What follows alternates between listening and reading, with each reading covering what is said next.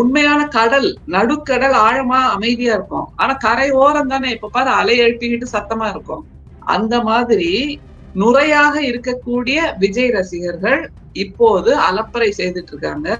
பாரு பாரு நானும் வாக்களிக்க வந்தேன்னு காலையில ஃபர்ஸ்ட் ஷோக்கு போற மாதிரி 4:30 மணிக்கு போய் வாக்கு சாவடியில நின்றுருக்காங்க. மிக மோசமாக, மிகவும் 3ஆம் தரமாக பேசிக் கொண்டிருக்கின்ற அந்த பெண் ரசிகைகள் இவர்களையெல்லாம் பார்த்து தமிழ்நாட்டு மக்கள் பதைபதைத்து போய்விட்டார்கள். ஐயையோ இவங்க கையில தமிழ்நாடு கிடைச்சா என்னத்துக்கு ஆகும், அப்படி எதுவும் ஆகிவிடக் கூடாது என்பதற்காக தமிழ்நாட்டை காப்பாற்ற வேண்டும், தமிழ்நாட்டின் கட்டமைப்பை இன்னமும் அதிகமாக பாதுகாக்க வேண்டும் என்ற பதைபதைப்பில் தான் என்டிஏல ஒரு எதிர்க்கட்சி தலைவராக இருக்கக்கூடிய எடப்பாடி அவர்களுக்கு கூட கொடுக்கப்படுகின்ற அழுத்தத்தை நீங்கள் யாராவது பேசுறீங்களா? எதற்கெடுத்தாலும் டெல்லிக்கு ஓடிட்டு போயிட்டு வந்தாரு. ஆம் ஆத்மி பார்ட்டியோட எம்பியாக நாம் எல்லோருமே வியந்து பார்த்தோம். ஆனால் இப்ப 2-3 நாளுக்கு முன்னாடி என்ன நடந்தது? அவருக்கான அழுத்தங்கள், அவருக்கான இடி ரைடு எல்லாம் கொடுக்கப்பட்டவுடன் அப்படியே ஜம்ப் பண்ணி நான் பிஜேபியில போய் சேர்ந்துடுறேன் அப்படின்னு சேர்ந்துட்டாரா இல்லையா? இது நாள் வரைக்கும் அவருடைய கூட்டங்களில் நடந்த மரணங்களுக்கு அவர் என்ன பொறுப்பெடுக்கிறார்? என்ன மன்னிப்பு கேட்கிறார்? என்ன பாவ மன்னிப்பு கேட்கிறார்? மக்களிடம் வருத்தம் சொல்லி இருக்கிறாரா? எங்கேயாவது வெளிப்படையாக இதற்கு நான் வருத்தம் தெரிவிக்கிறேன்னு சொல்லியிருக்காரா? அதை மட்டும் சொல்லுங்களேன்.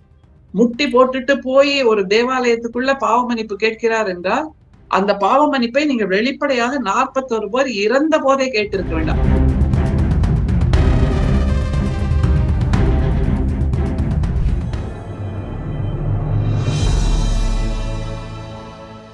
தமிழ் மீடியா நேயர்களுக்கு அன்பு வணக்கம். இன்றைய சிறப்பு விருந்தினராக நம்முடன் இணைந்திருப்பவர் திமுக செய்தி தொடர்பு மாநில துணைத் தலைவர் மதிப்பிற்குரிய ஆண்டாள் பிரியதர்ஷினி மேம். வணக்கம் மேம். வணக்கம்மா, நலமா இருக்கீங்களா? நலம் மேம், நீங்க எப்படி இருக்கீங்க? நலம்பா, மகிழ்ச்சி. ஓகே, இன்னும் ஓரிரு நாட்கள் தான் மேம் இருக்கு தமிழ்நாட்டின் சிஎம் யாரு அப்படிங்கிறது தெரியறதுக்கு. எப்படி போயிட்டு இருக்கு, யாருக்கு சாதகமாக இருக்கு, என்னதான் திமுகவிற்கு சாதகமாக இருக்கு அப்படின்னு பார்க்கப்பட்டாலும், ஆனா மக்கள் மத்தியில் பேசுகிறதா இருக்கட்டும் அண்ட் வாக்கு செலுத்தி அந்த கூட்டங்களா இருக்கட்டும் எல்லாத்தையும் பார்க்குறப்போ விஜய்க்கும் வாய்ப்பு உள்ளது அப்படிங்கிற மாதிரி பேசும்போதெல்லாம் இருக்கு. எப்படி பாக்குறீங்க? ரொம்ப அழகான ஒரு கேள்வி. எனக்கு உங்கள்ட்ட திரும்ப ஒரு கேள்வி கேட்கிறேன். உங்க தாத்தாவோ பாட்டியோ உங்க அப்பாவோ அம்மாவோ வாக்களிச்சுட்டு வந்து நான் இந்த கட்சிக்கு வாக்களிச்சேன் அப்படின்னு என்னைக்காவது சொல்லியிருக்காங்களா உங்கள்ட்ட? இல்ல. அல்லது தான் வாக்களிச்சத ஒரு வீடியோவா எடுத்து வெளியில போட்டிருக்காங்களா? அல்லது பாருங்க நான் வாக்களிச்சுட்டேன் அப்படின்ற மாதிரி ஒரு வீடியோ போட்டிருக்காங்களா? ஃபர்ஸ்ட் டே ஃபர்ஸ்ட் ஷோ போய் தியேட்டர்ல படம் பார்த்துட்டு நான் விஜய் படம் பார்க்க வந்துட்டேன் அந்த தியேட்டர்ல அந்த டிக்கெட்டை காமிச்சிட்டு வீடியோ போடுற அந்த கும்பலாவா இருந்திருக்காங்க உங்க தாத்தா பாட்டி அம்மா அப்பா எல்லாரும்? இல்ல. ஏன்னா எந்த கட்சிக்கு நம்முடைய தமிழ்நாட்டில் திராவிட கட்சிகளுக்கு பிரதானமாக வாக்களிக்கின்ற அவர்கள் யாருமே வெளியில நான் இவங்களுக்கு வாக்களிச்சேன் பாத்தியா அப்படின்னு சொல்றது இல்ல. அதை தவிர வெளிநாட்டிலிருந்து நம்முடைய திராவிட கட்சிகளுக்கு திராவிட முன்னேற்ற கழகத்திற்கு வந்து வாக்களிக்கின்ற அந்த மாதிரியான சிந்தனையாளர்கள், பெரியவர்கள், பொறியாளர்கள் எல்லாரையும் நாங்களும் பார்த்துட்டு இருக்கோம். எங்களுடைய நட்பு வட்டம்னு இருக்குல்ல, அவங்க வெளிநாட்டிலிருந்து பலர் இந்த தேர்தல் சமயத்துல வந்து ஒரு வாரம் வந்திருந்து தேர்தல் பணியாற்றிவிட்டு வாக்களிச்சுட்டு போயிருக்காங்கிறதும் உண்மை. ஆனா அவங்க யாருமே அதை ப்ராபகண்டா பண்ணலாமா? அதுதான் நிஜம். உண்மை எப்பவுமே அமைதியா இருக்கும், பொய் தான் பரபரப்பா அலப்பறை பண்ணிக்கிட்டு இருக்கும். உண்மையான கடல், நடுக்கடல் ஆழமா அமைதியா இருக்கும். ஆனா கரை ஓரம் தானே எப்ப பாரு அலை எழுப்பிக்கிட்டு சத்தமா இருக்கும். அந்த மாதிரி நுரையாக இருக்கக்கூடிய விஜய் ரசிகர்கள் இப்போது அலப்பறை செய்துட்டு இருக்காங்க. பாரு பாரு நானும் வாக்களிக்க வந்தேன்னு காலையில ஃபர்ஸ்ட் டே ஃபர்ஸ்ட் ஷோக்கு போற மாதிரி 4:30 மணிக்கு போய் வாக்கு சாவடியில நின்றுருக்காங்க. இந்த ஒரு சாதாரண புரிதல் கூட இல்லாதவங்கள நீங்க வாக்களிக்க வந்தவர்கள்னு சொன்னீங்கன்னா அது எப்படியான ஒரு தர்க்கமா இருக்க முடியும்? காலையில 4:30க்கு வாக்களிக்க போய் தேர்தல் சாவடியை திறந்து விடுங்கன்னு சொல்றாங்க அப்படின்னா இது எப்படிப்பட்ட வாதம்? இவர்களை வைத்துக் கொண்டு இவர்களால் தான் அந்த நடிகர் ஜெயிக்க போகிறார்னு சொல்றது மிகவும் பிற்போக்குத்தனமான வாதமாக நாங்கள் பார்க்கிறோம். ஆனால் அமைதியாக மிக பெரும் மாற்றத்தை அல்லது இப்போது நடந்து கொண்டிருக்கின்ற நல்லாட்சியை தொடர வைக்கக்கூடிய அளவுக்குத்தான் நம்முடைய திராவிட முன்னேற்ற கழகத்தின் வாக்காளர்கள் எப்போதுமே வாக்களிப்பார்கள். அந்த நிலையைத்தான் இப்போது நீங்கள் திரும்பவும் பார்க்க போகிறீர்கள். நிச்சயமாக இன்னொரு 2-3 நாள்ல யாரு தலைவர்னு தெரிஞ்சிடும், யார் முதல்வர்னு தெரிஞ்சிடும் சொல்றீங்க. 29ஆம் தேதி எக்ஸிட் போல் வரும்போது மீண்டும் நாம் விவாதிப்போம். அதற்கப்புறம் மே 4ஆம் தேதி எங்களுடைய தலைவர் முத்துவேல் கருணாநிதி ஸ்டாலின் ஆகிய நான் என்று அவர் பதவி ஏற்பார். அதையும் நாம பார்க்கத்தான் போறோம். ஓகே. இப்போ திமுகக்கு சாதகமா இருக்குன்னு சொல்றீங்க. எத்தனை தொகுதி உங்கள் கணிப்புப்படி எத்தனை தொகுதி இருக்கும்னு நினைக்கிறீங்க? எத்தனை தொகுதினா எங்களுடைய தலைவர் கொடுத்த அந்த எண்ணிக்கைங்கிறது 200+ அப்படிங்கிறது தான். நிச்சயமாக ஒரு மிகப்பெரிய உயர்வு இருந்தது இல்ல இந்த முறை வாக்களிச்சவங்க எண்ணிக்கை சதவிகிதமும் இதுவரை இல்லாத அளவுன்னு ஒரு பேச்சு சொன்னாங்க. ஆனால் அதையும் நம்ம பலமுறை விவாதிச்சாச்சு.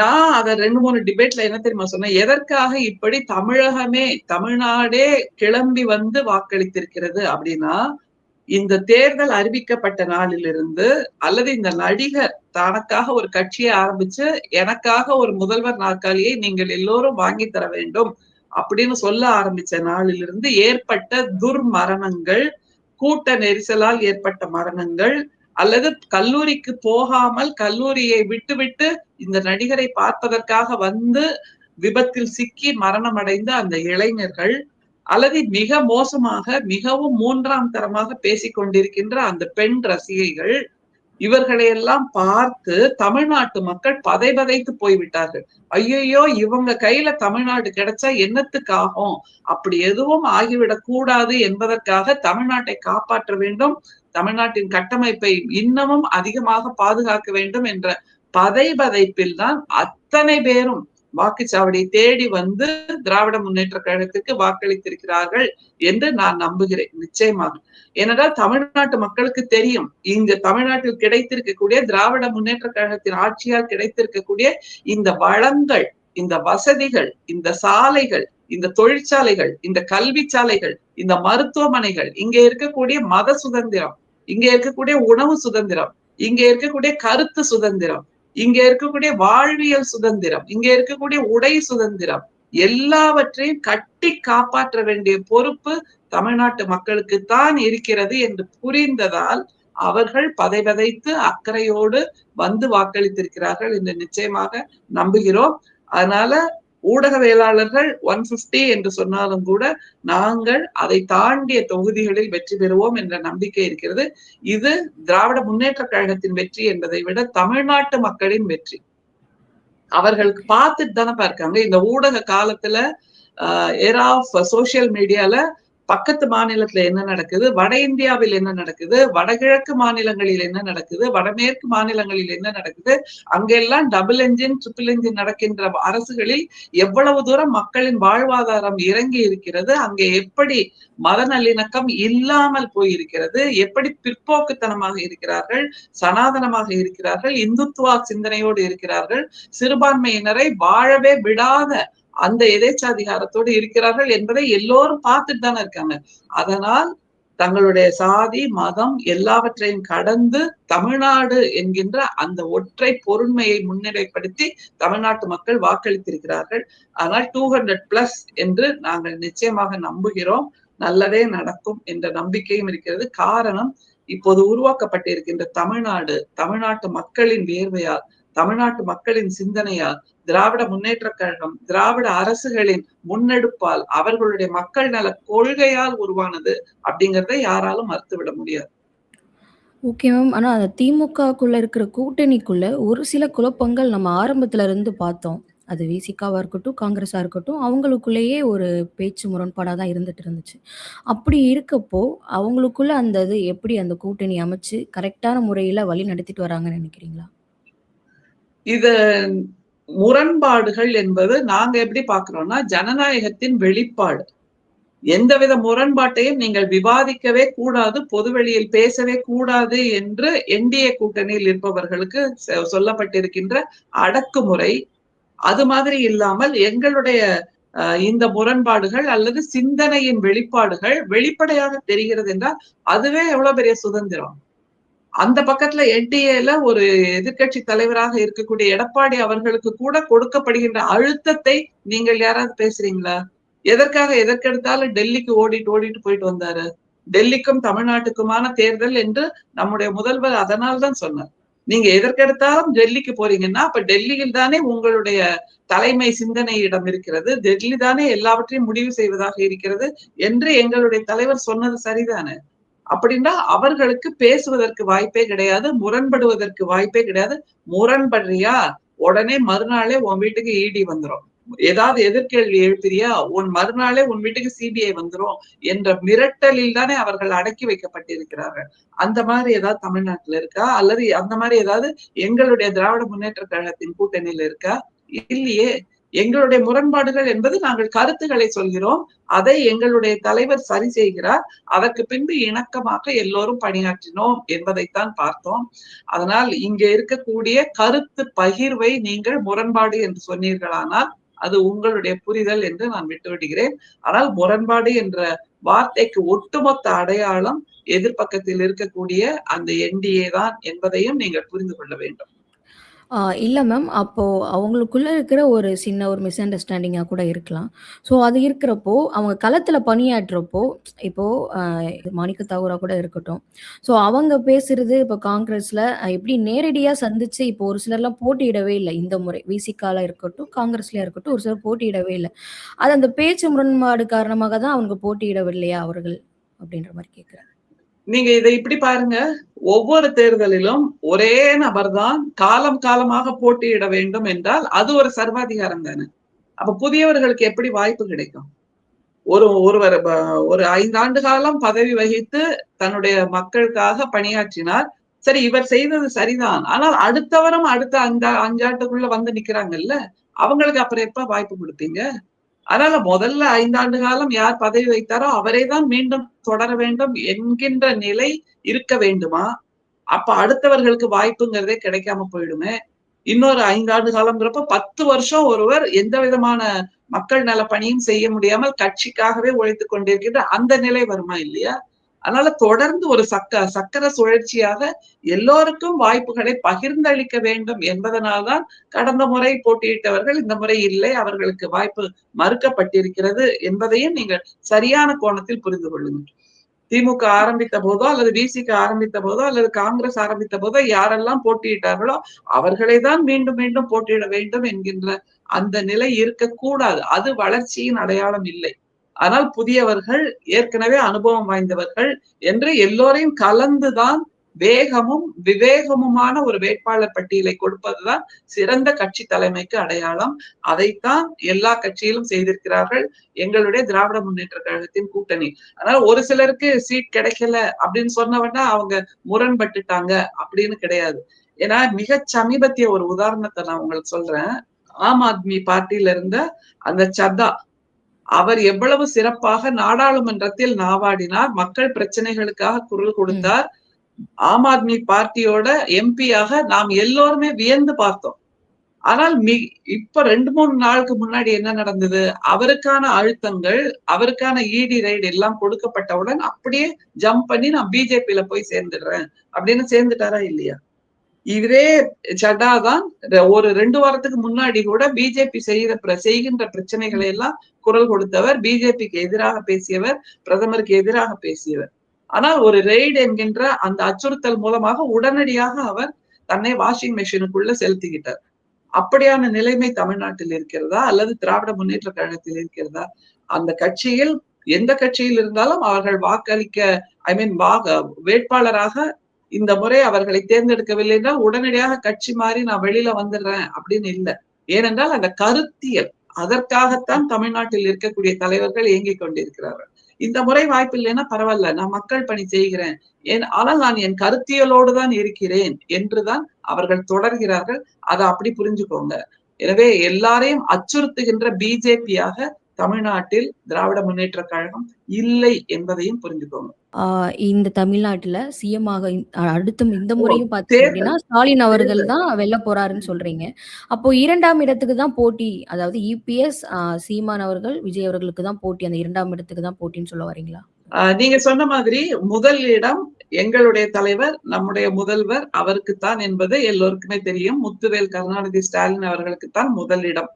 அது நாங்கள் அல்லது தமிழ்நாட்டு மக்கள் வாக்குகளால் கொடுத்த முதலிடம் அப்படிங்கிறத தாண்டி, மத்தியில் இருக்கக்கூடிய ஒன்றியம் அது கொடுக்கின்ற அந்த ப்ராக்ரஸ் ரிப்போர்ட்ல எல்லா தரவுகளிலும் முதல் இடத்தை தமிழ்நாட்டை பெற வைத்திருக்கின்ற ஒரு தலைவர், பெற வைத்திருக்கின்ற ஒரு முதல்வருக்குத்தான் பொதுமக்கள், தமிழ்நாட்டு மக்கள் முதலிடத்தை கொடுப்பார்கள் அப்படிங்கிறது தெரியும். 2வது இடத்துக்கு நீங்க 3 பேர சொல்றீங்க. அந்த 3 பேர் கூட அனாவசியம் என்று நான் நினைக்கிறேன். எதிர்க்கட்சி தலைவராக இருக்கக்கூடிய எடப்பாடி அவர்களுக்கு வேண்டுமானால் நீங்கள் அந்த இடத்தை கொடுக்கலாமே தவிர, இன்னொருவர் நாம் தமிழர் கட்சியின் சீமான், அவரும் அம்பலப்பட்டு போய் நிற்கிறார்மா. என்ன சொன்னார்? மிகச் சமீபமாக அவர் கொஞ்சம் கொஞ்சமாக காவி நிறத்திற்கு மாறி வந்து, பார்ப்பன கடப்பாரையால் திராவிட கோட்டையை இடிப்பேன் அவர் சொன்ன உடனே அவருடைய பிம்பம் சுக்குநூறாக நொறுங்கியது. அவரும் பார்ப்பனர்களின் முகமூடியோடு தான் வருகிறார். பார்ப்பனர்களின் முகமூடியாக வருகிறார். நாக்பூரின் குரலாக வருகிறார். அந்த காக்கி அரை ட்ரௌசர்களின் அந்த அந்த ஷாகாக்களின் இன்னொரு உருவமாகத்தான் வருகிறார்ங்கிறத நம்ம பார்த்தோமா இல்லையா? பார்ப்பன கடப்பாரையை தூக்கிக்கிட்டு அவர் வர்றாரு. நான் பல விவாதங்கள்ல சொன்னேன். நீங்க பார்ப்பன கடப்பாரையை தூக்கிட்டு வரீங்க. நாங்கள் பெரியாரின் கைத்தடியால் உங்களை அடித்து நொறுக்குவோம் என்று சொன்னேன். நீங்க தூக்கிட்டு வர்றது கடப்பாரை. ஆனால் நான் எங்களுக்கு பெரியாரின் கைத்தடி போதும். இந்த பார்ப்பன கடப்பாரையை வைத்துதான் நூற்றாண்டுகளாக தமிழ்நாட்டு மக்களை, விளிம்பு நிலை மக்களை அவர்கள் அடிமைப்படுத்தினார்கள்.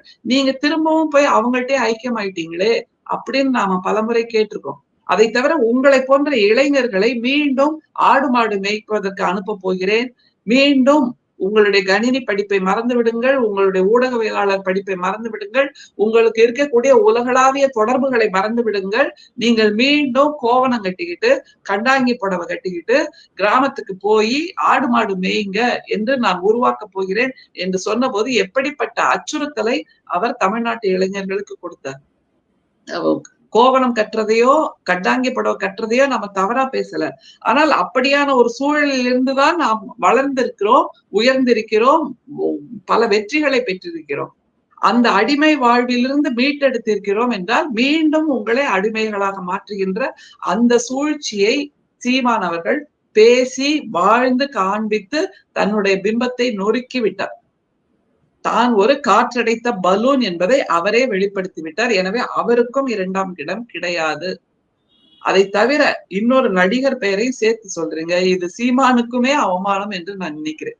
சீமானையாவது கொஞ்சம் கருத்தியலோடு களமாடுபவர் என்று ஒரு 5% அவருக்கு ஒரு மதிப்பெண் கொடுக்கலாம் அப்படின்னு பார்த்தா, இவருக்கு கொஞ்சம் கூட நீங்கள் மதிப்பெண்ணே கொடுக்க முடியாது. 0 தாண்டி -0 என்கின்ற நிலையில் தான் நீங்கள் நடிகரை வைக்க வேண்டும். இது ஒரே ஒரு கேள்விதான் என்கிட்ட இருக்கு நர்மதா. இது நாள் வரைக்கும் அவருடைய கூட்டங்களில் நடந்த மரணங்களுக்கு அவர் என்ன பொறுப்பெடுக்கிறார்? என்ன மன்னிப்பு கேட்கிறார்? என்ன பாவ மன்னிப்பு கேட்கிறார்? மக்களிடம் வருத்தம் சொல்லி இருக்கிறாரா? எங்கேயாவது வெளிப்படையாக இதற்கு நான் வருத்தம் தெரிவிக்கிறேன்னு சொல்லியிருக்காரா? அதை மட்டும் சொல்லுங்களேன். முட்டி போட்டுட்டு போய் ஒரு தேவாலயத்துக்குள்ள பாவ மன்னிப்பு கேட்கிறார் என்றால், அந்த பாவ மன்னிப்பை நீங்க வெளிப்படையாக 41 பேர் இறந்த போதே கேட்டிருக்க வேண்டும். அந்த விஷயத்தில் கூட அவர் அனாவசியமாக, அநாகரீகமாக எங்களுடைய தலைவரை, நம்முடைய முதல்வரை குற்றம் சாட்டினார். ஆனால் நம்முடைய முதல்வர் மறுநாளே சொன்னார். அந்த கரூர் சம்பவம் நடந்து மறுநாளே சொன்னார், எந்த ஒரு தலைவரும் தன்னுடைய தொண்டர்கள் உயிரிழப்பதை விரும்ப மாட்டார்கள். அதனால் யாருமே பதட்டப்படாதீர்கள் அப்படின்னு சொன்னாரா இல்லையா? அந்த அக்கறை கூட இவருக்கு இல்லையே. தன்னுடைய தொண்டர்களை எப்படி வழி நடத்தணுங்கிற அந்த புரிதலே அவருக்கு இல்லை. ஏன்னா இவருக்கே தெரியல எப்படி எந்த வழியில போகணும் அப்படிங்கிறது. தான் ஒரு நடிகரா, தான் ஒரு கதாநாயகனா, தான் ஒரு தலைவனா என்கின்ற புரிதலே இல்லாமல் திடீர்னு டான்ஸ் ஆடுவாரு, திடீர்னு பாட்டு பாடுவாரு, திடீர்னு மக்களை உசுப்பேத்தி விடுவாரு, திடீர்னு டயலாக் பேசுவாரு. இப்படியாக ஒரு நாடகத்தை தானே நடத்திட்டு இருந்தாரு. அதை தவிர அவர் சொன்ன கொள்கைகள் ஏதாவது தமிழ்நாட்டுக்கு ஒத்து வருகின்ற கொள்கைகளாக இருக்கிறதா? அவர் வெளியிட்ட அந்த வேட்பாளர் பட்டியலில் இருக்கக்கூடியவர்கள் ஊழலுக்கு அப்பாற்பட்டவர்களாக இருக்கிறார்களா? பலமுறை பொருளாதார குற்றங்கள் செய்து குற்றப்பத்திரிகையோடு இருக்கக்கூடியவர்களைத்தான் அவர் வேட்பாளராக அறிவித்திருக்கிறார். ஒரு ஒரு டாக்டர்மா அவங்க சொல்றாங்க கேன்சருக்கு ஜோதிடம் பேசினா சரியாயிடும் அப்படின்னு ஜோதிடத்தில் வழிவகை இருக்கிறது, ஜோதிடத்தை வைத்து கேன்சரை குணமாக்கிடலாம் அப்படின்னு சொல்லக்கூடிய பகுத்தறிவு இல்லாதவர்களை தன்னுடைய வேட்பாளர்களாக நிறுத்தி இருக்கிறார் என்றால் இதை எப்படி நீங்க ஏத்துப்பீங்க? அதை தவிர என்னோட தொகுதியில நான் போய் வாக்களிச்ச இடத்துல அந்த வாக்காளர்கள் பட்டியல் ஒட்டி இருக்குல்ல, வேட்பாளர்கள் பட்டியல் ஒட்டி இருக்குல்ல, அதுல விசில் சின்ன அவருடைய சின்னத்திற்கு எதிராக இருக்கக்கூடிய வேட்பாளரை இந்த தொகுதியில் இருக்கக்கூடிய யாருமே பார்த்ததே இல்லை. அவர் பெயர் கூட தெரியாது. அவர் யாரு, எப்படிப்பட்டவர், என்ன படிச்சிருக்கார், என்ன வேலை பண்றார், இந்த இடத்தில் இருக்கக்கூடிய மக்களுக்காக என்ன குரல் எழுப்பியிருக்கிறார், எதுவுமே தெரியாத ஒருவருக்காக ஒரு நடிகரை நம்பி நீங்கள் இவருக்கு தனி நபருக்கு எப்படி வாக்களிக்க முடியும்? அதனால இவரையும் நீங்கள் பட்டியலிலிருந்து நீக்கிவிடுங்கள். திமுக தான் முதலிடம், 2வது இடம் பிஜேபியின் பினாமியாக, பிஜேபியின் ஊதுகுரலாக, பிஜேபியின் முகமூடியாக இயங்கிக் கொண்டிருக்கின்ற எடப்பாடி அவர்கள் வருவார்கள் என்று தமிழ்நாட்டு மக்கள் நினைக்கிறார்கள். பார்க்கலாம் அவர்களும் எவ்வளவு தூரம். ஆனால் அதிமுக வந்தாலும் கூட அது பிஜேபியின் ஆட்சி அதிகாரத்தின் கீழ், அவர்களுடைய எதேச்சாதிகாரத்தின் கீழ் தான் இயங்க முடியும் என்பது எல்லோருக்குமே நன்றாக தெரியும். Okay ma'am. எங்கள் நேயர்களுக்கு பல்வேறு தகவலை ஷேர் பண்ணியிருக்கீங்க. தொடர்ந்து பேசுவோம் மேம். மிக்க நன்றி மேம். நிச்சயமா, மகிழ்ச்சிமா. நன்றி.